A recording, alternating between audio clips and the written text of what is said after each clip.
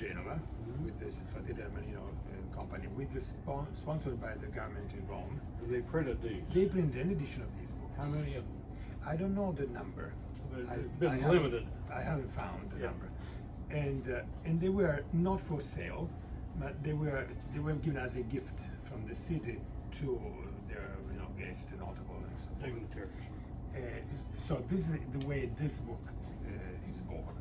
Now, these papers that are here, and then I will, I'm signing the pages to read for your specific interest for some things. All these papers come from these two letters. The important part of the book, in fact, is the end. So let's start in the verse. Because all the script starts from these letters and then goes backwards, explaining the book. So if we go at the end. Where does this go? I don't want to put it in the No, wrong place. no, just this. We can. Now these two letters are to be looked well because they both are. One is original. One could be a counterfeit. Now there is a theory of people saying that Columbus used to do it, like many people at the time. Let's think that he was born 2 years before Leonardo.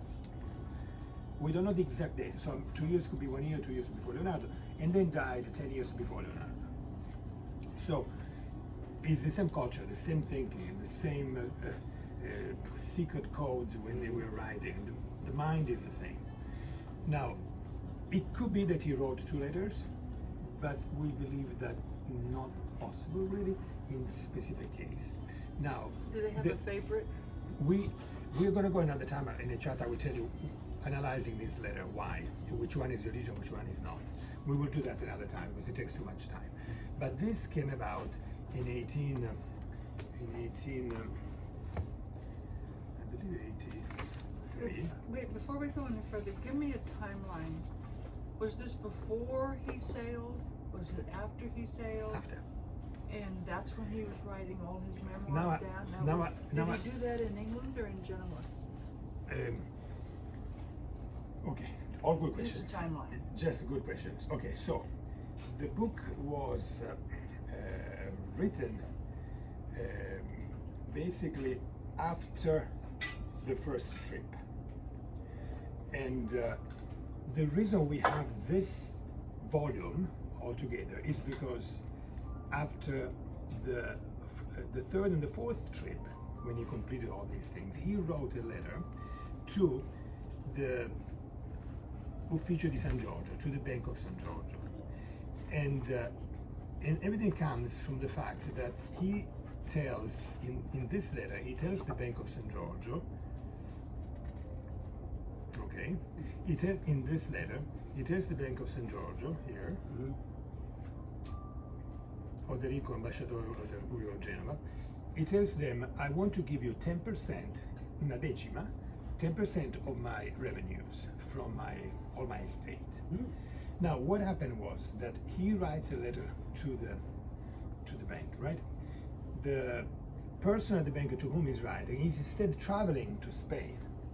So Columbus to Spain. Columbus was in Spain, so he's writing a letter to Genoa, saying, I want to honor the city of my birth, my city, and I want to give it to the Bank of San Giorgio in Genoa, the 10%. Then the guy he's writing to, that guy is actually traveling back to Spain. So the letter never meets him. Oh my God. So they crossed the. They cross Ships in the traveling. night, yeah. You know, it took months. By the time the guy got the letter, it was like 6 months later. And then they had to respond. In the meanwhile, Colombo was talking to his son, but himself, he was upset. He was like, well, I wrote this letter to the Bank of Genoa, to the Bank of San Giorgio, and they didn't even respond to me. He was upset. He died not knowing That they crossed. that they had crossed, that they did not respond in time. So that's why these final letters, these are the final letters, the only autographs, letters that we are sure that he wrote, right? These letters are important because they are the last letters, and they refer to all this issue about San Giorgio. And it's a kind of surprise to understand why he did that. In fact, he asked the Bank of San Giorgio, the Casa San Giorgio at the time, was not called bank, he asked them to use this money to lower taxes on wine, corn, and other things, Michael. It must have been a huge amount. If he could lower it. Now, the amount is another issue to figure out then how could be calculated the amount and the sons who executed the will and so forth. But the intention was that the money had to be used to lower taxes For the on people. foods. On foods. So He these was a good guy. these letters at the end. Now, where's his autograph? Where did he sign it? Oh, this is his signature there? His signature. Now, I give there are. This is one signature. Explain the signature. I give you this other signature, so you have one each. You look at this signature, and you look at this. You have to remember that's 135, and this 136. Okay. Now look at the signature. The signature, we go into full Renaissance mysteries. People liked to communicate with symbolism. Right. So anything I'm telling you now are hypotheses. We don't have the certainty. We don't know the code, right? Now, at the time, they even used something like they had like a double wheel, and so you write something, and that double wheel that each person had individually would actually mean a certain letter, something else. So there is also that one that we don't know. That's impossible. Only one day a computer can come up with a solution. So now the symbolism. Let's start from here. Do you see this S up here? S. There are three S's. You see there? Yeah. 1, 2, 3. The S's have dots. Yeah, I see the Before dots. and after, before and after, before and after. The other letters don't. Now this is important. When he wants a dot and wants to say punto e basta, I finished, that's it. He puts a dot and a, how you call it? A flash. A slash.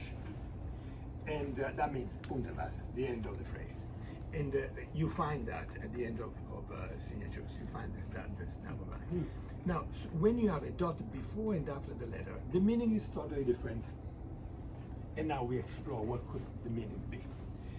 In the middle, there's an A. Do you see that A? No dots.